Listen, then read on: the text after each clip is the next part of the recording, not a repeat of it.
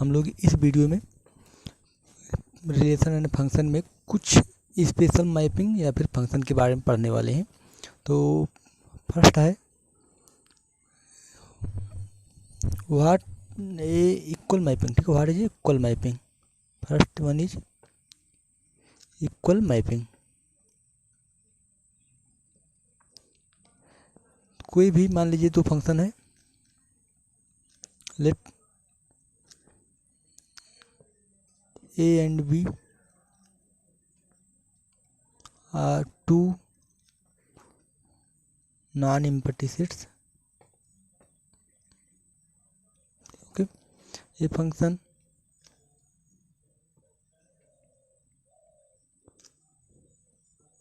f a to b and function g a to b are said to be equal function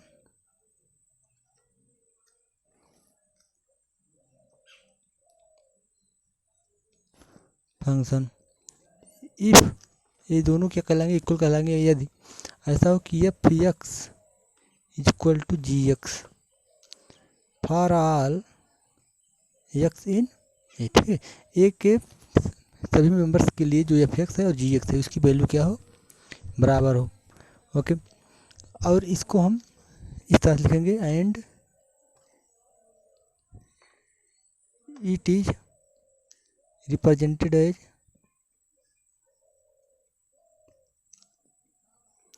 F is equal to g. Okay, अगर हमको याद रखिए जो domain होगा दोनों में ए होगा और जो रेंज आएगा दोनों जब इक्वल आ रहे हैं तो रेंज भी क्या आएगा, इक्वल आएगा। तो अगर हमको जो है दो फंक्शन इक्वल है या नहीं है इसको चेक करना हो तो हमको सबसे पहले क्या चेक करना चाहिए कि एफ एक्स बराबर जी एक्स है सभी के लिए। ठीक है, दूसरा क्या चेक करना चाहिए कि जो है डोमेन दोनों का ठीक है, जो दोनों का डोमेन है डोमेन ऑफ एफ जो है क्या डोमेन ऑफ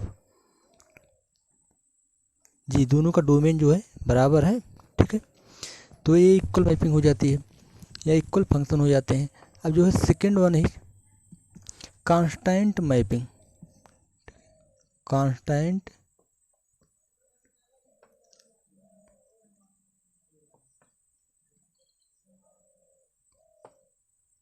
मान लीजिए कोई भी दो सेट्स हैं। ठीक है, मान लीजिए कोई दो सेट्स हैं इस तरह से, ए है ये सेट, मान लीजिए बी है।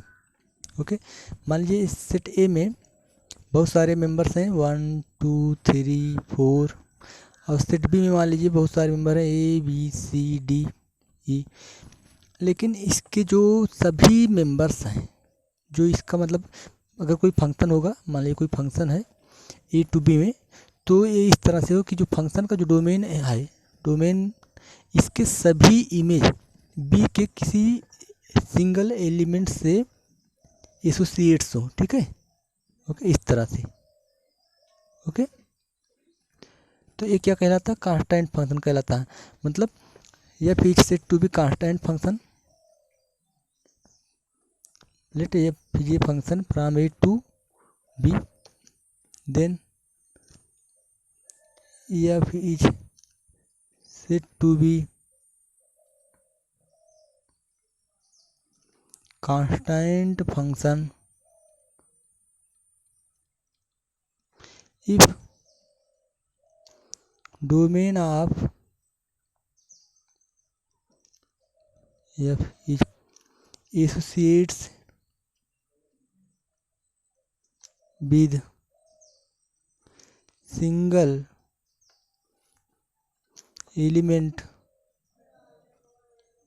of b। ठीक है, इसके जो है टोटल जो डोमेन है इसके सिंगल एलिमेंट से इस तरह से एसोसिएट्स हो तो क्या कहलाता है, मतलब ये सभी की इमेज जो है सिर्फ और सिर्फ सिंगल एलिमेंट से ही बना रही है। ठीक है, उसके बाद हमारा जो है सेकेंड वन इज जो थर्ड वाला है, इसे मान लेते हैं हम कोई आइडेंटिटी फंक्शन, ठीक है, इसमें हम डिस्कस कर लेते हैं आइडेंटिटी फंक्शन के बारे में।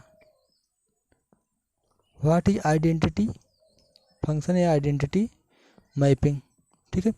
तो आइडेंटिटी मैपिंग इस तरह से, आइडेंटिटी का मतलब होता है वो उसी आइडेंटिफाई करेगी, ठीक है, खुद को ही आइडेंटिफाई करेगी function.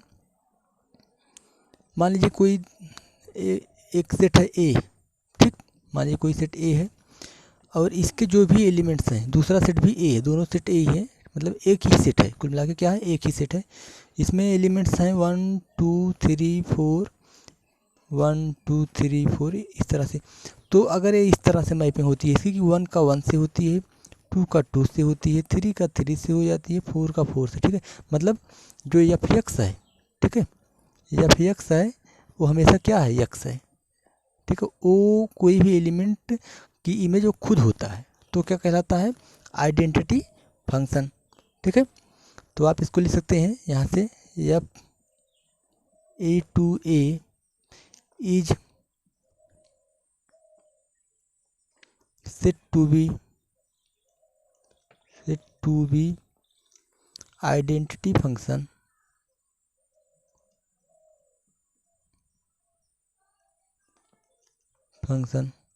if f x is equal to x for all x in a, okay. तो इस तरह से एफ एक्स जो है ए टू ए अगर कोई फंक्शन है तो ये आइडेंटिटी कब होगा, जब f x equal to x हो सभी के सभी एक्स के लिए, ओके, ठीक है। इसके बाद जो है हम आ जाते हैं इनके, ठीक है, इन लोग इनके जो है इन ग्राफ पे भी डिस्कस कर लेते हैं। तो मान लीजिए अगर कोई भी इस तरह से ग्राफ ड्रा किया जाएगा, ठीक है, मान लीजिए इस तरह से कोई ग्राफ ड्रा किया जाता है, दिस इज द एक्स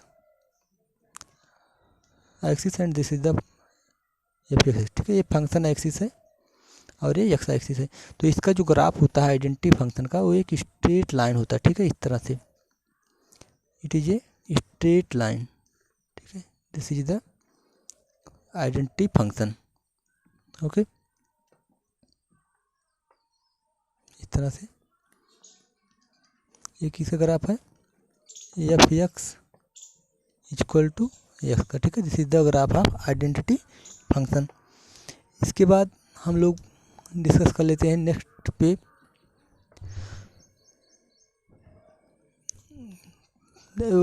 आ जाता है हमारा जो है एक इनवर्स मैपिंग, ठीक है। What is the inverse mapping, inverse mapping के बारे में ध्यान दीजिए। इनवर्स मैपिंग क्या होती है, मान लीजिए कोई भी दो सेट्स हैं ए और बी और एक फंक्शन है ए टू बी पे, let f is a function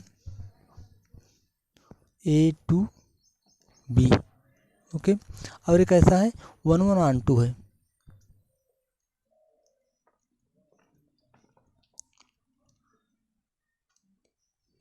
function, अच्छा 1 1 ऑन 2 है, be a function 1 1 on 2 function, ठीक है, be a 1 1 on 2 function,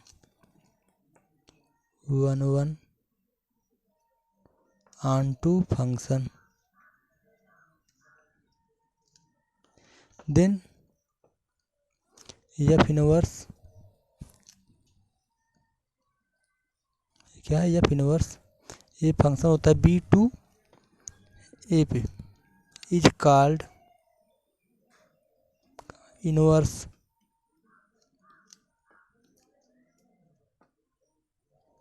function, okay, inverse function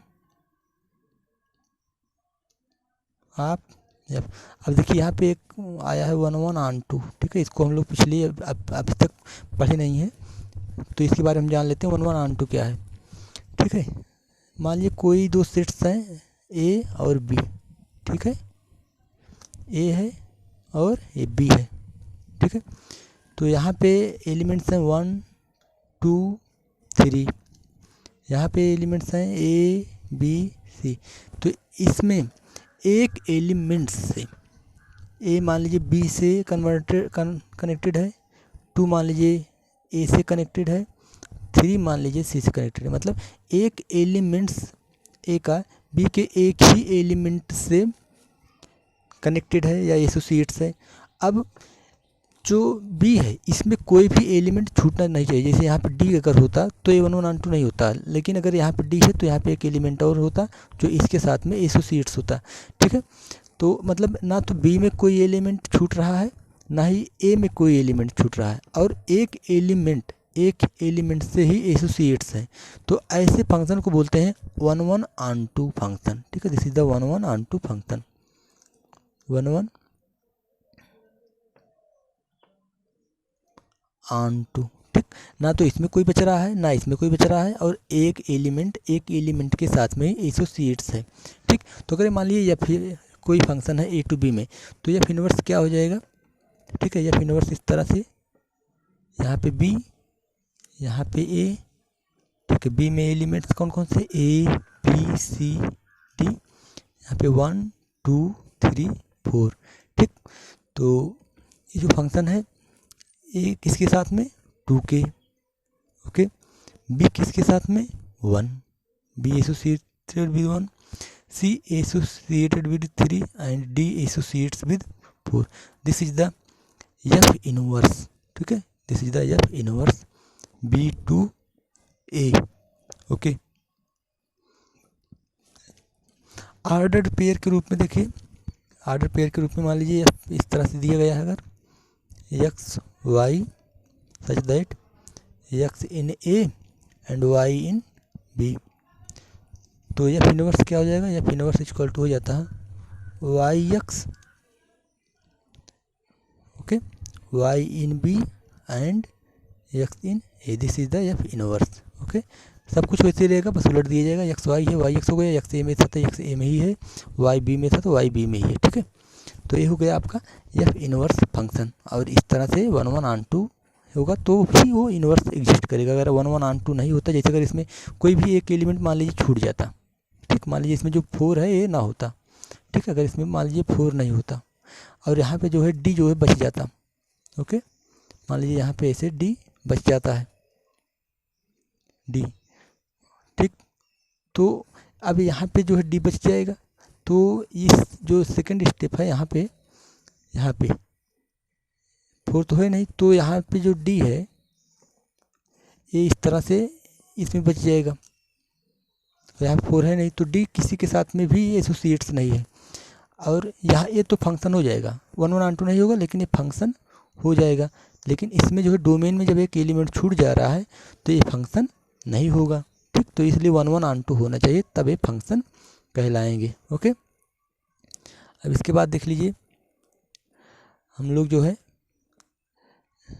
next चलते हैं, एक आ जाता है हमारे पास इवन फंक्शन और ऑड फंक्शन के बारे में पढ़ लेते हैं। What is the even function and what is the odd function, इसको जो है अब हम नेक्स्ट वीडियो में डिस्कस करेंगे, इवन फंक्शन और ऑड फंक्शन के बारे में।